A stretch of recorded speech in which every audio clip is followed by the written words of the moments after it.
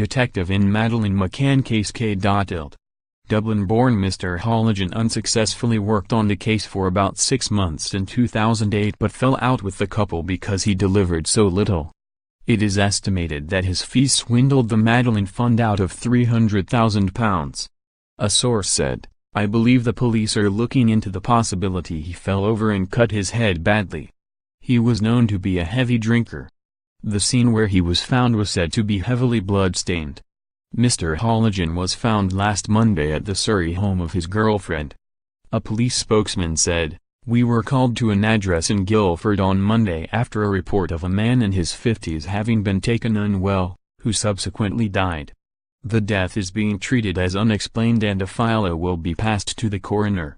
A former colleague, defense consultant Tim Craig Harvey, wrote online, "The lies and alcohol finally caught up with him." While desperate for a breakthrough in the hunt for their daughter, doctors Kate and Jerry, of Rothley, Leicestershire, hired Halligen, agreeing a £500,000 fee with Oakley International. His boasts of employing former CIA and FBI detectives encouraged the couple to believe he could finally get some strong leads. However, within a few months of hiring him, the couple began having serious doubts about his claims. Images from satellites turned out to have come from Google Earth. Rumors circulated that while on the investigation Halligen was staying at top hotels and eating well at expensive restaurants, while the scope and depth of the investigation was beyond his ability.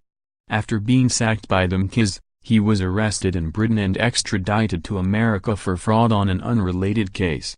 He pleaded guilty to defrauding Trafigura, based in the Netherlands, who had hired him to help free 2 company executives arrested in Ivory Coast in 2006. He received about $12 million to provide security, intelligence and public relations. The Washington Post reported, owners of Washington restaurants remember him spending thousands on long, boozy days and evenings. He traveled everywhere in a chauffeured Lincoln. One restaurant owner said he and his staff called Halligen James Bond because of his stories of spy daring do and his habit of flashing large sums of cash. After 42 months behind bars in the U.S., he was deported to Dublin. 4 years ago he was interviewed for a Channel 5 documentary and denied misusing any of the Madeleine Fund money, saying, "It is gross distortion of what was actually happening." A source close to Kate and Jerry McCann said they had terminated their contract with Oakley International at the end of 2008 and had not had anything to do with Kevin Halligen since.